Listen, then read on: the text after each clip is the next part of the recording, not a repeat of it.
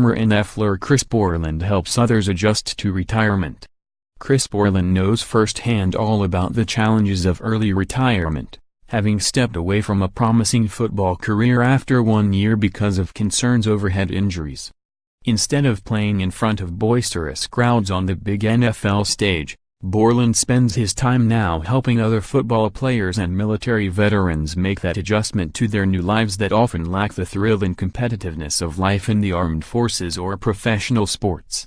One healthy thing I'd like for players to know, whether they're active or former, is you likely can't replicate the thrill of playing before 100,000 people and big hits and making that much money, Borland said.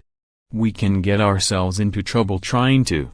Coming to terms with transitioning is one of the harder lessons I've had to learn the last couple of years, is that life is a little more methodical than in sports.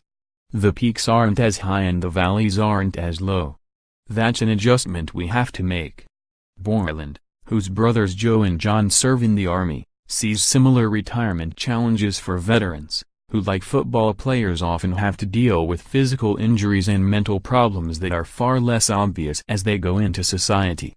It would be ill-advised to compare war and a sport, but I don't think the brain knows the difference, Borland said.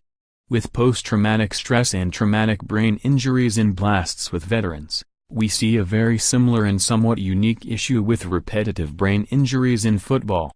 There are very similar physical struggles, but also two populations that have a hard time transitioning out, whether it is the military or football, and reintegrating into society. Borland has tried to bridge those two populations with his work with the After the Impact Fund, which facilitates custom treatment plans for veterans and athletes with traumatic brain injuries. He is raising money and awareness for the issue this week by taking part in Pat's Run on Saturday in Tempe, Arizona, alongside his brothers Joe and John. The run is named after Pat Tillman, who gave up his own promising NFL career to join the Army in 2002 in the wake of the 9/11 attacks and died while serving in Afghanistan in 2004. A lot of what you do as a teammate is you sacrifice for others and support others, John Borland said. There are people we've all been teammates with. For us it's soldiers. For Chris, it's ex-football players. You don't just forget your teammates as soon as the game is over. They're still your teammates.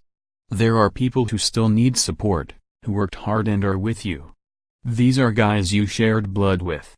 John Borland is a major in the U.S. Army, an instructor at West Point, and also served in Iraq. Joe Borland is a captain in the U.S. Army JAG Corps who has served in Iraq and Afghanistan, returning just last month from his latest tour. They see plenty in common with what their friends in the military deal with after leaving the service and what ex-athletes go through as well.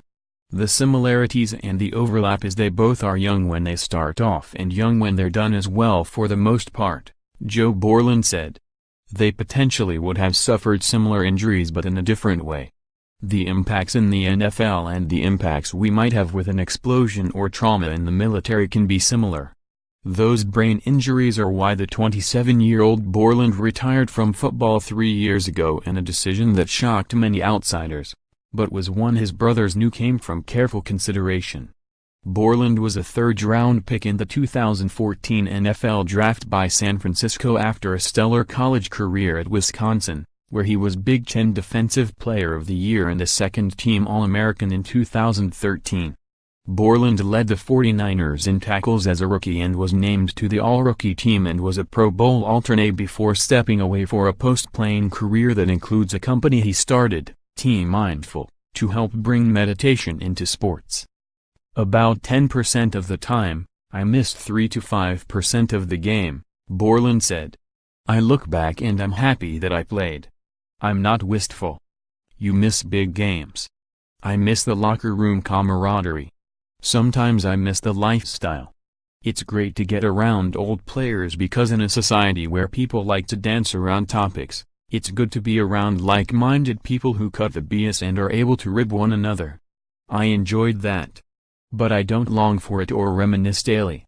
A piece of my heart will always be in football, but my mind ended it. Borland, who started playing tackle football in 9th grade, finds it preposterous that children are still playing the sport with fewer rules protecting them than the adults in the pros. Even the rules in the NFL, like limits on contact in practice and a recent rule change to outlaw leading with the helmet, are only small steps. Those are all incremental improvements, Borland said. A lot of it is PR. When they do those things, they're able to say the game is safer than ever. Safer than ever is a euphemism for dangerous, and football is inherently dangerous. The way it's played, if it's going to retain what it is as a game, it will always be dangerous.